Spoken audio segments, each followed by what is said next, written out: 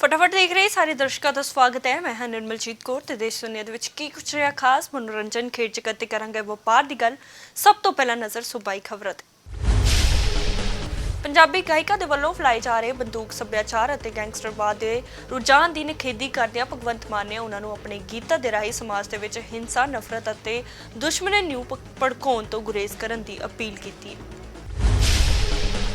ਉਹਨਾਂ ਨੇ ਗਾਇਕਾਂ ਨੂੰ ਸੱਦਾ ਦਿੱਤਾ ਕਿ ਉਹ ਅਜਿਹੇ ਗੀਤਾਂ ਰਾਹੀਂ ਸਮਾਜ ਵਿਰੋਧੀ ਗਤੀਵਿਧੀਆਂ ਨੂੰ ਵਧਾਵਾ ਦੇਣ ਦੀ ਬਜਾਏ ਪੰਜਾਬ, ਪੰਜਾਬੀ ਅਤੇ ਪੰਜਾਬੀਅਤ ਦੀਆਂ ਕਦਰਾਂ ਕੀਮਤਾਂ ਤੇ ਚੱਲਦੀਆਂ ਭਾਈਚਾਰਕ ਸਾਂਝ, ਸ਼ਾਂਤੀ ਅਤੇ ਸਦਭਾਵਨਾ ਦੀਆਂ ਤੰਦਾਂ ਨੂੰ ਹੋਰ ਮਜ਼ਬੂਤ ਕਰਨ ਲਈ ਯੋਗਦਾਨ ਪਾਉਣ।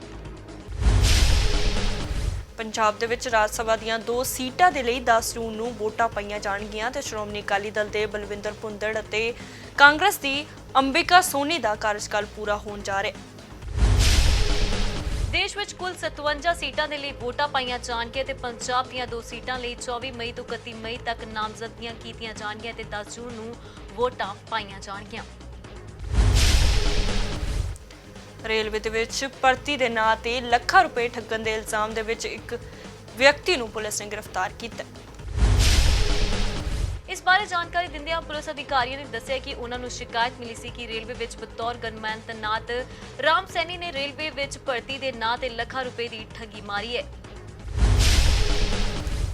ਸ਼ਿਕਾਇਤ ਦੇ ਆਧਾਰ ਤੇ ਪੁਲਿਸ ਨੇ ਕਾਰਵਾਈ ਕਰਦਿਆਂ ਮਾਮਲਾ ਦਰਜ ਕਰਕੇ ਜਾਂਚ ਸ਼ੁਰੂ ਕਰ ਦਿੱਤੀ ਹੈ ਤੇ ਉਸ ਨੂੰ ਗ੍ਰਿਫਤਾਰ ਕਰਕੇ ਅਗਲੀ ਕਾਰਵਾਈ ਸ਼ੁਰੂ ਕਰ ਦਿੱਤੀ ਗਈ ਹੈ। ਫਿਰੋਜ਼ਪੁਰ ਵਿੱਚ ਪੁਲਿਸ ਨੇ ਇੱਕ ਨਸ਼ਾ ਤਸਕਰ ਨੂੰ ਕਾਬੂ ਕੀਤਾ ਹੈ। ਸੂਹ ਦੇ ਆਧਾਰ ਤੇ ਪੁਲਿਸ ਨੇ ਤਸਕਰ ਕੋਲੋਂ 1 ਕਿਲੋ ਹੈਰੋਇਨ ਬਰਾਮਦ ਕੀਤੀ ਹੈ। ਪੁਲਿਸ ਅਧਿਕਾਰੀਆਂ ਨੇ ਦੱਸਿਆ ਕਿ ਇੱਕ ਵੱਡਾ ਨੈਕਸਸ ਹੈ ਜਿਸ ਦੇ ਤਾਰ ਵਿਦੇਸ਼ਾਂ ਦੇ ਨਾਲ ਜੁੜੇ ਹੋਏ ਨੇ ਅਤੇ ਇਸ ਨੂੰ ਤੋੜਨ ਦੇ ਲਈ ਲਗਾਤਾਰ ਪੁਲਿਸ ਦੇ ਵੱਲੋਂ ਕੰਮ ਕੀਤਾ ਜਾ ਰਿਹਾ ਹੈ। ਫਿਲਹਾਲ ਦੋਸ਼ੀ ਖਿਲਾਫ ਐਸਡੀਪੀਸੀ ਐਕਟ ਤਹਿਤ ਮਾਮਲਾ ਦਰਜ ਕਰਕੇ ਅਗਲੇਰੀ ਕਾਰਵਾਈ ਸ਼ੁਰੂ ਕਰ ਦਿੱਤੀ ਗਈ ਹੈ। ਹਰ ਚੜ੍ਹਦੇ ਦਿਨ ਇੱਕ ਖਬਰ ਸਾਹਮਣੇ ਆ ਜਾਂਦੀ ਹੈ ਕਿ ਨਸ਼ੇ ਦੀ ਓਵਰਡੋਜ਼ ਦੇ ਨਾਲ ਨੌਜਵਾਨ ਦੀ ਮੌਤ ਹੋ ਗਈ ਹੈ ਤੇ ਇਸ ਦੌਰਾਨ ਹੁਣ ਮੁੱਖ ਮੰਤਰੀ ਭਗਵੰਤ ਮਾਨ ਦੇ ਹਲਕੇ ਧੂਰੀ ਤੋਂ ਖਬਰ ਸਾਹਮਣੇ ਆਈ ਹੈ ਕਿ ਇੱਥੇ 24 ਸਾਲਾ ਨੌਜਵਾਨ ਦੀ ਨਸ਼ੇ ਦੀ ਓਵਰਡੋਜ਼ ਦੇ ਨਾਲ ਮੌਤ ਹੋ ਗਈ ਹੈ। ਇਸ ਮੌਕੇ ਪਰਿਵਾਰ ਵਾਲਿਆਂ ਨੇ ਸੂਬਾ ਸਰਕਾਰ ਤੋਂ ਨਸ਼ੇ ਦਾ ਖਾਤਮਾ ਕਰਨ ਦੀ ਅਪੀਲ ਕੀਤੀ ਹੈ ਤੇ ਉਹਨਾਂ ਨੂੰ ਇਨਸਾਫ ਦੀ ਮੰਗ ਕਰਦਿਆਂ ਨਸ਼ਾ ਤਸਕਰਾਂ ਖਿਲਾਫ ਸਖਤ ਕਾਰਵਾਈ ਦੀ ਮੰਗ ਕੀਤੀ ਹੈ। ਇਸ ਮਾਮਲੇ ਬਾਰੇ ਜਦੋਂ ਪੁਲਿਸ ਅਧਿਕਾਰੀਆਂ ਦੇ ਨਾਲ ਰਾਬਤਾ ਕਰਨਾ ਚਾਹਿਆ ਤਾਂ ਉਹਨਾਂ ਨੇ ਕੈਮਰੇ ਸਾਹਮਣੇ ਆਉਣ ਤੋਂ ਟਾਲਾ ਵੱਟਿਆ। 2 ਦਿਨ ਪਹਿਲਾਂ ਬਠਿੰਡਾ ਚੰਡੀਗੜ੍ਹ ਹਾਈਵੇ ਤੇ ਇੱਕ ਸਵਿਫਟ ਕਾਰ ਵੱਲੋਂ ਟੱਕਰ ਮਾਰੇ ਜਾਣ ਤੋਂ ਬਾਅਦ ਇੱਕ ਨੌਜਵਾਨ ਦੀ ਮੌਤ ਹੋ ਗਈ ਸੀ ਅਤੇ ਕਾਰ ਸਵਾਰ ਮੌਕੇ ਤੋਂ ਫਰਾਰ ਹੋ ਗਏ ਸੀ। ਇਸ ਤੋਂ ਬਾਅਦ ਹੁਣ ਪਰਿਵਾਰ ਵਾਲਿਆਂ ਨੇ ਸਥਾਨਕ ਥਾਣੇ ਦੇ ਅੱਗੇ ਇਨਸਾਫ ਦੀ ਮੰਗ ਦੇ ਲਈ ਧਰਨਾ ਲਗਾ ਦਿੱਤਾ। ਉਹਨਾਂ ਕਿਹਾ ਕਿ ਜਦੋਂ ਤੱਕ ਉਹਨਾਂ ਨੂੰ ਇਨਸਾਫ ਨਹੀਂ ਮਿਲਦਾ ਉਹਨਾਂ ਸਮਾਂ ਉਹ ਮ੍ਰਿਤਕ ਦਾ ਸੰਸਕਾਰ ਨਹੀਂ ਕਰਨਗੇ। ਇਸ ਬਾਰੇ ਪੁਲਿਸ ਅਧਿਕਾਰੀਆਂ ਨੇ ਕਿਹਾ ਕਿ ਮਾਮਲਾ ਦਰਜ ਕਰ ਲਿਆ ਗਿਆ ਤੇ ਛੇਤੀ ਹੀ ਦੋਸ਼ੀਆਂ ਨੂੰ ਗ੍ਰਿਫਤਾਰ ਕਰ ਲਿਆ ਜਾਵੇਗਾ। ਹਿਮਾਚਲ ਪ੍ਰਦੇਸ਼ ਦੇ ਵਿਧਾਨ ਸਭਾ ਬਾਹਰ ਖਾਲਿਸਤਾਨੀ ਝੰਡੇ ਲਾਉਣ ਵਾਲੇ ਨੂੰ ਬੀਤੇ ਦਿਨੀ ਹਿਮਾਚਲ ਪੁਲਿਸ ਨੇ ਮੋਰਿੰਡੇ ਤੋਂ ਗ੍ਰਿਫਤਾਰ ਕੀਤਾ ਸੀ।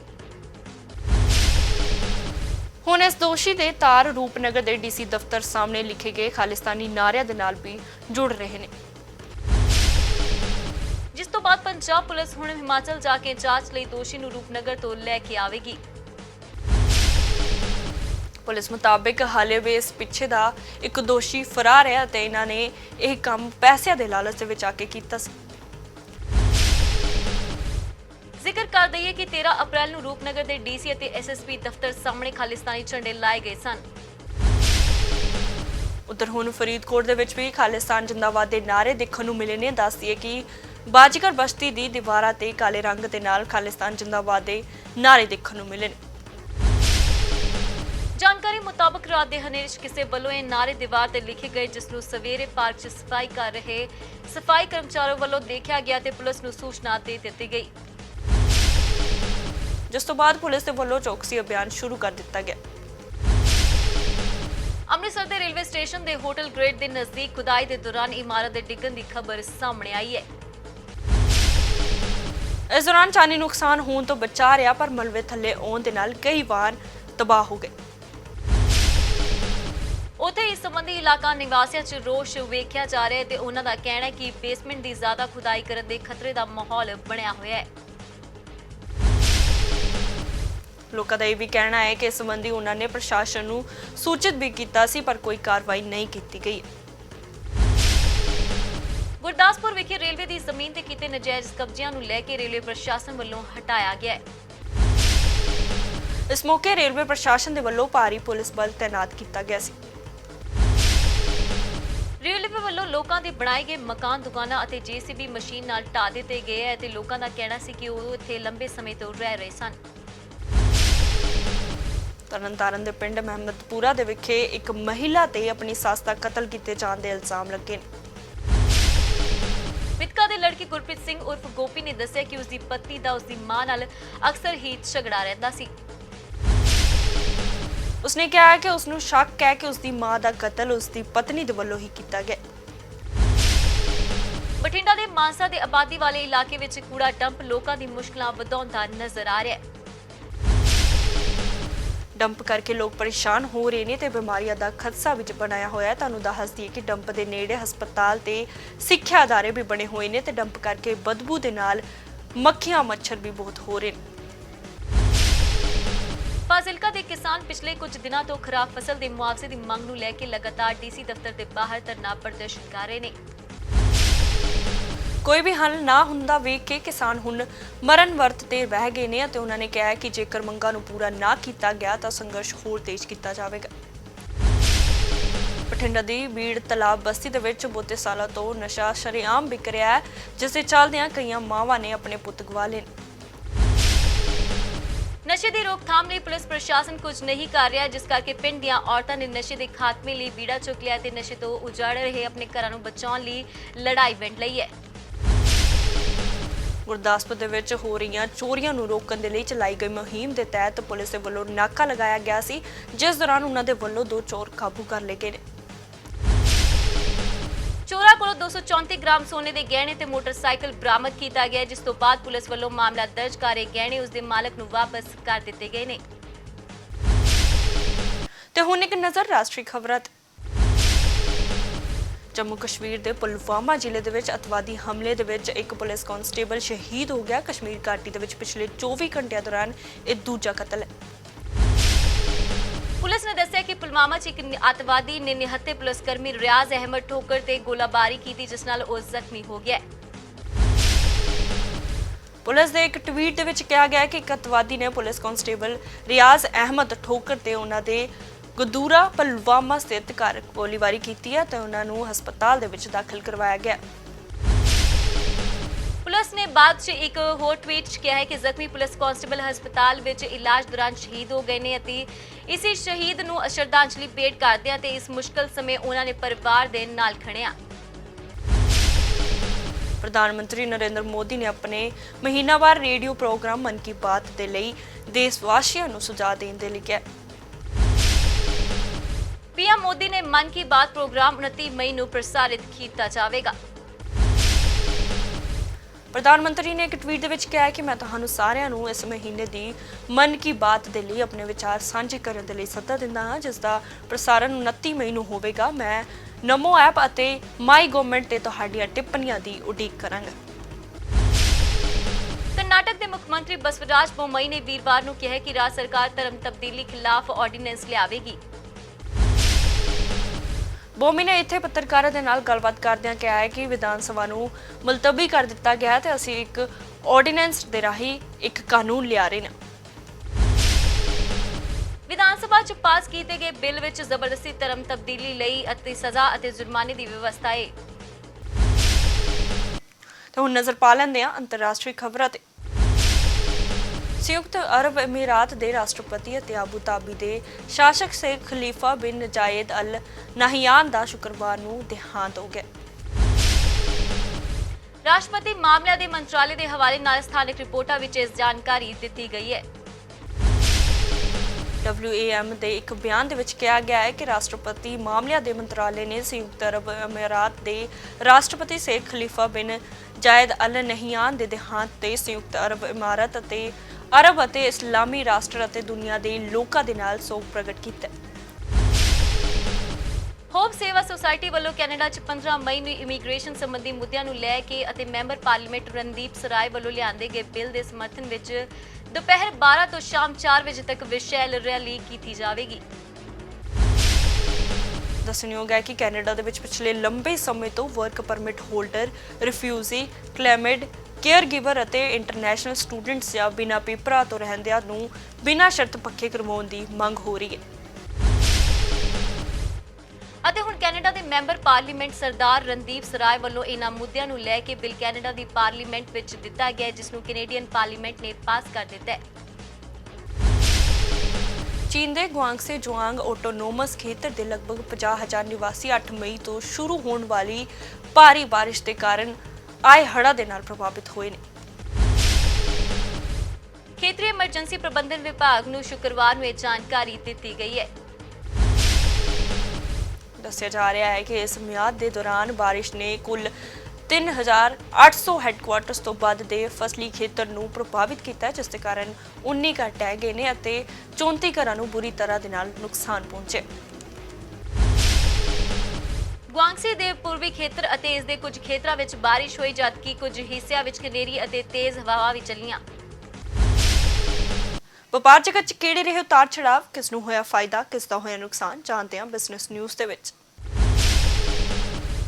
ਮਹਿੰਗਾਈ ਦੇ ਮੋਰਚੇ ਤੇ ਆਮ ਆਦਮੀ ਨੂੰ ਜ਼ਬਰਦਸਤ ਝਟਕਾ ਲੱਗਾ ਹੈ ਤੇ ਬੇਕਾਬੂ ਮਹਿੰਗਾਈ ਦੇ ਮਾਮਲੇ ਦੇ ਵਿੱਚ ਅਪ੍ਰੈਲ ਦੇ ਵਿੱਚ ਪਿਛਲੇ 8 ਸਾਲਾਂ ਦਾ ਰਿਕਾਰਡ ਟੁੱਟ ਗਿਆ। ਜਾਰੀ ਕੀਤੇ ਗਏ ਸਰਕਾਰੀ ਅੰਕੜਿਆਂ ਮੁਤਾਬਕ ਖਪਤਕਾਰ ਮੁੱਲ ਸੂਚਕ ਆਧਾਰਿਤ ਪ੍ਰਚੂਨ ਮਹਿੰਗਾਈ ਮਾਰਚ ਵੱਧ ਕੇ 7.79% ਤੇ ਪਹੁੰਚ ਗਈ ਹੈ। ਫਿਊਲ ਅਤੇ ਖਾਣ ਪੀਣ ਦੀਆਂ ਵਸਤਾਂ ਦੀਆਂ ਕੀਮਤਾਂ ਦੇ ਵਿੱਚ ਵਾਧੇ ਦੇ ਕਾਰਨ ਮਹਿੰਗਾਈ ਦਰ ਦੇ ਵਿੱਚ ਜ਼ਬਰਦਸਤ ਵਾਧਾ ਹੋਇਆ। ਦੇਸ਼ ਦੇ ਕੋਵਿਡ-19 ਮਹਾਮਾਰੀ ਨਾਲ ਸੰਬੰਧਿਤ ਰੁਕਾਵਟਾਂ ਤੋਂ ਉਭਰਨ ਦੇ ਨਾਲ ਇਸ ਸਾਲ ਔਸਤ ਤਨਖਾਹ ਵਾਧਾ ਲਗਭਗ 8.13% ਰਹਿ ਸਕਦਾ ਹੈ। ਦੱਸਿਆ ਜਾ ਰਿਹਾ ਹੈ ਕਿ ਪਿਛਲੇ 2 ਸਾਲਾਂ ਦੇ ਮੁਕਾਬਲੇ ਇਸ ਸਾਲ ਲਗਭਗ ਸਾਰੇ ਖੇਤਰਾਂ ਦੇ ਵਿੱਚ ਕੰਮ ਕਰਨ ਵਾਲੇ ਕਰਮਚਾਰੀਆਂ ਦੀ ਸਾਲਾਨਾ ਤਨਖਾਹ ਦੇ ਵਿੱਚ ਵਾਧਾ ਹੋ ਸਕਦਾ ਹੈ। ਟਾਟਾ ਸੰਸ ਨੇ ਕੈਂਪਬੈਲ ਵਿਲਸਨ ਨੂੰ ਆਪਣੀ ਹਵਾਬਾਜ਼ੀ ਕੰਪਨੀ 에ਅਰ ਇੰਡੀਆ ਦਾ ਮੁੱਖ ਕਾਰਜਕਾਰੀ ਅਧਿਕਾਰੀ ਅਤੇ ਮੈਨੇਜਿੰਗ ਡਾਇਰੈਕਟਰ ਨਿਯੁਕਤ ਕਰਨ ਦਾ ਐਲਾਨ ਕੀਤਾ ਹੈ। ਕੰਪਨੀ ਨੇ ਕਿਹਾ ਕਿ 에ਅਰ ਇੰਡੀਆ ਦੇ ਬੋਰਡ ਆਫ ਡਾਇਰੈਕਟਰ ਨੇ ਵਿਲਸਨ ਦੀ ਨਿਯੁਕਤੀ ਨੂੰ ਮਨਜ਼ੂਰੀ ਦੇ ਦਿੱਤੀ ਹੈ। ਹਾਲਾਂਕਿ ਹਲੇ ਇਸ ਲਈ ਰੈਗੂਲੇਟਰੀ ਮਨਜ਼ੂਰੀਆਂ ਲਈਆਂ ਜਾਣਗੀਆਂ। ਹਲੇ ਵਿਲਸਨ ਸਿੰਗਾਪੁਰ 에ਅਰਲਾਈਨਸ ਦੀ ਸਹਾਇਕ ਇਕਾਈ ਸਕੂਟ ਦੇ CEO ਨੇ ਤੇ ਵਿਲਸਨ ਕੋਲ ਉਦਯੋਗ ਦੇ 26 ਸਾਲਾਂ ਦਾ ਤਜਰਬਾ ਹੈ। ਉਹ ਪੂਰੀ ਸੇਵਾ ਵਾਲੀ 에ਅਰਲਾਈਨ ਤੋਂ ਇਲਾਵਾ ਰਿਆਇਤੀ ਸੇਵਾਵਾਂ ਦੇਣ ਵਾਲੀ ਹਵਾਬਾਜ਼ੀ ਕੰਪਨੀਆਂ 'ਚ ਵੀ ਰਹੇ ਹਨ। ਹੁਣ ਇੱਕ ਨਜ਼ਰ ਬਾਲੀਵੁੱਡ ਗੱਪਸ਼ਪ ਦੇ ਵੱਲ। ਬੌਬੀ ਦਿਓਲ ਦੀ ਚਿਰਾਂ ਤੋਂ ਉਡੀਕੀ ਜਾ ਰਹੀ ਵੈਬ ਸੀਰੀਜ਼ ਆਸ਼ਰਮ ਦੇ ਤੀਜੇ ਸੀਜ਼ਨ ਦਾ ਟ੍ਰੇਲਰ ਰਿਲੀਜ਼ ਹੋ ਗਿਆ।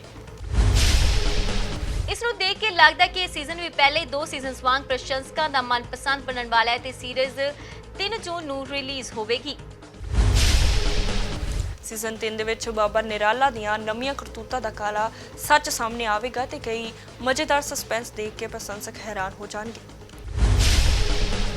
ਇਸ ਵਾਰ ਬੌਬੀ ਦਿਓਲ ਦੀ ਸੀਰੀਜ਼ 'ਚ ਪ੍ਰਸ਼ੰਸਕਾਂ ਨੂੰ ਗਲੈਮਰਸ ਅਦਕਾਰਾ ਈਸ਼ਾ ਗੁਪਤਾ ਵੀ ਦਿਖੇਗੀ। ਇਹ ਸੀਰੀਜ਼ ਅੰਤ ਭਗਤੀ, ਰਾਜਨੀਤੀ, ਰੇਪ ਤੇ ਡਰੱਗਸ ਦੇ ਆਲੇ ਦੁਆਲੇ ਘੁੰਮਦੀ ਹੈ। ਇਸ ਦਾ ਪਹਿਲਾ ਸੀਜ਼ਨ 2020 ਨੂੰ ਰਿਲੀਜ਼ ਹੋਇਆ ਸੀ। SS ਰਾਜਾਮੌਲੀ ਦੀ ਮੈਗਰਮ ਉਪਮ ਫਿਲਮ RRR, ਜਿਸ ਨੇ ਰਿਲੀਜ਼ ਹੋਣ ਦੇ 16 ਦਿਨਾਂ ਦੇ ਅੰਦਰ ਹੀ ਦੁਨੀਆ ਭਰ 'ਚ 1000 ਕਰੋੜ ਕਲੱਬ 'ਚ ਐਂਟਰੀ ਕਰ ਲਈ ਹੈ। ਇਹ ਫਿਲਮ ਹੁਣ ਤੱਕ ਦੀ ਤੀਜੀ ਸਭ ਤੋਂ ਜ਼ਿਆਦਾ ਕਮਾਈ ਕਰਨ ਵਾਲੀ ਭਾਰਤੀ ਫਿਲਮ ਬਣ ਗਈ ਹੈ। ਬਲੌਕਬਸਟਰ ਫਿਲਮ ਹੁਣ OTT ਪਲੇਟਫਾਰਮ ਤੇ 20 ਮਈ ਨੂੰ ਰਿਲੀਜ਼ ਕੀਤੀ ਜਾਵੇਗੀ। ਇਹ ਫਿਲਮ ਰਿਲੀਜ਼ ਹੋਣ ਤੋਂ ਬਾਅਦ ਨਿਸ਼ਚਿਤ ਰੂਪ ਦੇ ਨਾਲ ਵਿਆਪਕ ਦਰਸ਼ਕਾਂ ਤੱਕ ਪਹੁੰਚੇਗੀ। ਇਸ ਫਿਲਮ ਨੂੰ ਆਪਣੇ ਸ਼ਲਾਘਾਯੋਗ ਪ੍ਰਦਰਸ਼ਨ, ਸ਼ਾਨਦਾਰ ਸਿਨੇਮਾਈ ਸਕੇਲ, ਐਕਸ਼ਨ ਅਤੇ ਡਰਾਮਾ ਦੇ ਲਈ ਪੂਰੀ ਦੁਨੀਆ 'ਚ ਸ਼ਲਾਘਾ ਕੀਤੀ ਗਈ ਹੈ। ਤੇ ਹੁਣ ਰੁਕ ਕਰਦੇ ਹਾਂ ਖੇਡ ਦੇ ਮੈਦਾਨ ਵੱਲ। IPL ਮੈਚ ਦੇ ਵਿੱਚ ਮੁੰਬਈ ਇੰਡੀਅਨਸ ਨੇ ਚੇਨਈ ਸੁਪਰ ਕਿੰਗਸ ਨੂੰ 5 ਵਿਕਟਾਂ ਦੇ ਨਾਲ ਹਰਾ ਦਿੱਤਾ। ਇਸ ਦੇ ਨਾਲ ਹੀ ਚੇਨਈ ਪਲੇ-ਆਫ ਦੌੜ 'ਚੋਂ ਬਾਹਰ ਹੋ ਗਈ ਹੈ, ਜਦਕਿ ਮੁੰਬਈ ਪਹਿਲਾਂ ਤੋਂ ਪਲੇ-ਆਫ ਦੀ ਦੌੜ 'ਚੋਂ ਬਾਹਰ ਹੈ। ਟੀਮ ਨੇ 16 ਓਵਰਾਂ ਦੇ ਵਿੱਚ 10 ਵਿਕਟਾਂ ਤੇ 97 ਦੌੜਾਂ ਬਣਾਈਆਂ ਤੇ IPL ਦੇ ਇਤਿਹਾਸ ਦੇ ਵਿੱਚ ਇਹ ਚੇਨਈ ਦਾ ਦੂਸਰਾ ਸਭ ਤੋਂ ਘੱਟ ਸਕੋਰ ਹੈ। ਪੁਰਸ਼ ਹਾਕੀ ਵਿਸ਼ਵ ਕੱਪ 2018 ਦੀ ਸ਼ਾਨਦਾਰ ਸਫਲਤਾ ਤੋਂ ਬਾਅਦ ਉੜੀਸਾ ਅਗਲੇ ਸਾਲ 13 ਤੋਂ 29 ਜਨਵਰੀ ਤੱਕ ਭੁਵਨੇਸ਼ਵਰ ਦੇ ਰੁੜਕਿਲਾ ਦੇ ਵਿੱਚ ਲਗਾਤਾਰ ਪੁਰਸ਼ ਹਾਕੀ ਵਿਸ਼ਵ ਕੱਪ ਦੀ ਮੇਜ਼ਬਾਨੀ ਲਈ ਤਿਆਰ ਹੈ। ਸਪੋਰਟਸ ਉੜੀਸਾ ਦੇ ਸਕੱਤਰ ਨੇ ਕਿਹਾ ਕਿ ਸਾਡੇ ਮੁੱਖ ਮੰਤਰੀ ਦੇ ਲਈ ਹਾਕੀ ਦਾ ਵਿਕਾਸ ਮਹੱਤਵਪੂਰਨ ਚੀਜ਼ ਹੈ ਤੇ ਇਸ ਦੇ ਲਈ ਅਗਲੇ ਹਾਕੀ ਵਿਸ਼ਵ ਕੱਪ ਨੂੰ ਸ਼ਾਨਦਾਰ ਸਫਲ ਬਣਾਉਣ ਦੇ ਲਈ ਵੱਡੇ ਪੱਧਰ ਤੇ ਤਿਆਰੀਆਂ ਕੀਤੀਆਂ ਜਾ ਰਹੀਆਂ ਨੇ। ਭਾਰਤੀ ਪੁਰਸ਼ ਬੈਡਮਿੰਟਨ ਟੀਮ ਨੇ ਮਲੇਸ਼ੀਆ ਨੂੰ 3-2 ਨਾਲ ਹਰਾ ਕੇ 43 ਸਾਲ 'ਚ ਪਹਿਲੀ ਵਾਰ ਥਾਮਸ ਕੱਪ ਦੇ ਸੈਮੀਫਾਈਨਲ 'ਚ ਪ੍ਰਵੇਸ਼ ਕੀਤਾ ਹੈ। ਮਹਿਲਾ ਟੀਮ ਇੱਥੇ ਓਬੇਰ ਕੱਪ ਦੇ ਆਖਰੀ 8 ਮੁਕਾਬਲੇ ਦੇ ਵਿੱਚ ਥਾਈਲੈਂਡ ਤੋਂ 0-3 ਦੇ ਨਾਲ ਹਾਰ ਕੇ ਬਾਹਰ ਹੋ ਗਈ। ਪਟਿਆਲਾ ਦੀ ਵਸਨੀਕ ਪਰਨੀਤ ਕੌਰ ਨੇ ਏਸ਼ੀਆ ਕੱਪ ਸਟੇਜ 2 ਵਿੱਚ ਕੰਪਾਊਂਡ ਵਰਗ ਦੇ ਮੁਕਾਬਲਿਆਂ 'ਚ 2 ਸੋਨੇ ਅਤੇ 1 ਚਾਂਦੀ ਦਾ ਤਗਮਾ ਜਿੱਤ ਕੇ ਪੰਜਾਬ ਅਤੇ ਦੇਸ਼ ਦਾ ਨਾਂ ਰੌਸ਼ਨ ਕੀਤਾ ਹੈ। ਪਰਨੀਤ ਕੌਰ ਨੇ ਇਰਾਕ ਦੇ ਸੁਲਮਾਨੀਆ ਸ਼ਹਿਰ ਦੇ ਵਿੱਚ 6 ਤੋਂ 11 ਮਈ ਤੱਕ ਏਸ਼ੀਆ ਕੱਪ ਕੰਪਾਊਂਡ ਵਰਗ ਦੇ ਵਿੱਚ ਵਿਅਕਤੀਗਤ ਸਿਲਵਰ ਮੈਡਲ, ਟੀਮ 골ਡ ਮੈਡਲ ਅਤੇ ਮਿਕਸਡ ਵਰਗ ਦੇ ਵਿੱਚ 골ਡ ਮੈਡਲ ਜਿੱਤੇ ਨੇ। ਪਰਨੀਤ ਨੇ ਕਿਹਾ ਕਿ ਉਸ ਦਾ ਅਗਲਾ ਨਿਸ਼ਾਨਾ ਸਾਲ 2023 ਚ ਚੀਨ ਵਿਖੇ ਹੋਣ ਵਾਲੀਆਂ ਏਸ਼ੀਅਨ ਖੇਡਾਂ ਵਿੱਚ ਤੀਰ ਅੰਦਾਜ਼ੀ ਮੁਕਾਬਲਿਆਂ ਵਿੱਚ ਸੋਨੇ ਦਾ ਤਗਮਾ ਜਿੱਤਣਾ ਹੈ। ਫਟਾਫਟ 100 ਦੇ ਵਿੱਚ ਬਸ ਇੰਨਾ ਹੀ। ਮੈਨੂੰ ਦਿਓ ਇਜਾਜ਼ਤ। ਧੰਨਵਾਦ।